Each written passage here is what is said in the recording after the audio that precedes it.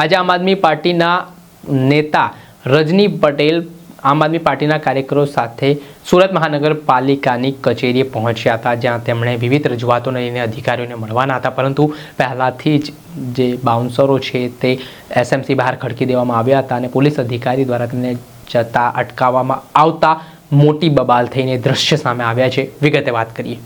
વૈષ્ણવજન તો તેને કહીએ જે પીડ પરાઈ જાનાને રે।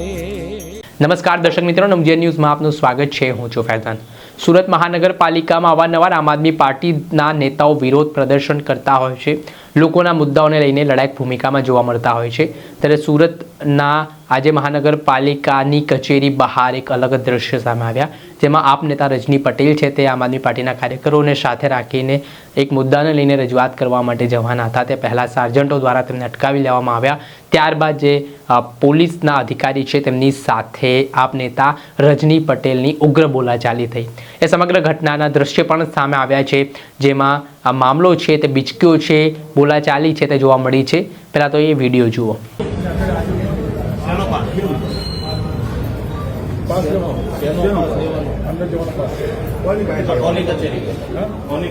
સુરત મહાનગરપાલિકાની કચેરી। हाँ तो અમે કઈ પાકિસ્તાનીઓ છીએ?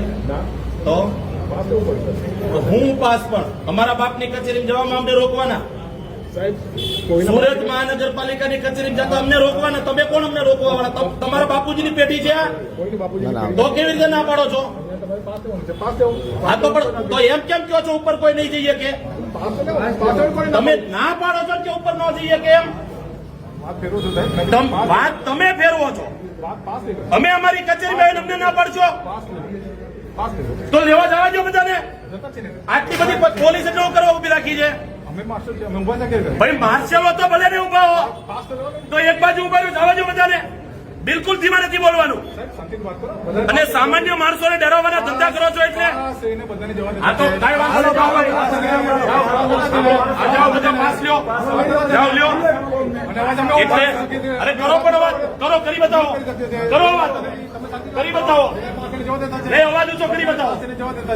તો પછી આ કચેરી છે ને લોકોની કચેરી છે, એમાં અમે આવી શકીએ? અમને આવી રીતે દબડાવવાની કોશિશ ન કરો। આટલી બધી પોલીસ ઉભી રાખી દો ને એમ કે ઉપર ન થઈ શકે? આ ગેટ ક્યારના બંધ રાખીને બેઠા છો? કેમ ગેટ બંધ રાખીને બેઠા છો? આ તો અમે મજબૂતાઈથી લડવી એટલે બાકી સામાન્ય માણસ અને અમે સ્કૂલની માંગણી કરીએ કે ખોટું કરીએ છીએ? અમે સ્કૂલની માંગણી કરીએ કે ખોટું કરીએ છીએ? અને અમારી માંગણી કોઈ ગરીબ બાળકોના શિક્ષણ માટેની છે। અને તમે બધા વર્દી પહેરી હુકા માટા મારો છો? તમે બધા વર્દી પહેરી હુકા માટા મારો? અભણ છો બધા? અભણ છો કે ભણેલા છો? ભણ્યા છો એટલે વર્દી મળી ને? તો બીજા લોકો નહીં ભણવું હોય તો જેને ભણવાનું મળવું જોઈએ ને એને ભણવા દો। તમે ભણી લીધું એટલે બહુ મોટા રાજા નથી થઈ ગયા। ગરીબના દીકરાઓ ભણતર વગરના હેરાન થાય છે, એને ભણવા દો, એની સ્કૂલ બનવા દો। હવે જે આ વિડીયો છે તેમાં રજની પટેલનું કહેવું છે કે અમે કમિશનરને મળવા માટે જવાના છે, અધિકારીને રજૂઆત કરવાના છે, પરંતુ તમે જે પાસ માંગી રહ્યા છો તમને કોને ઓથોરિટી આપી? કેમ તમે જવા નથી દઈ રહ્યા? સરકારી જગ્યા છે, જાહેર જગ્યા છે, તમે કેમ અમને અટકાવી રહ્યા છો? અને આને જ લઈને આજે આખો બોલાચાલીનો વિડીયો છે તે કેમેરામાં કેદ થયો છે અને મામલો છે તે બીચક્યો હતો, ગરમાગરમી જેવી સ્થિતિનું નિર્માણ થયું હતું। જો કે ત્યાં પછી આમ આદમી પાર્ટીના અન્ય નેતાઓએ રજની પટેલને સમજાવ્યા બાદ મામલો છે તે થાળે પણ પડ્યો હતો। દર્શક મિત્રો, આવા જ નવા વિડીયો સાથે આપણે માહિતગાર કરતા રહીશું, એટલે નવજીવન ન્યૂઝ જોતા રહો।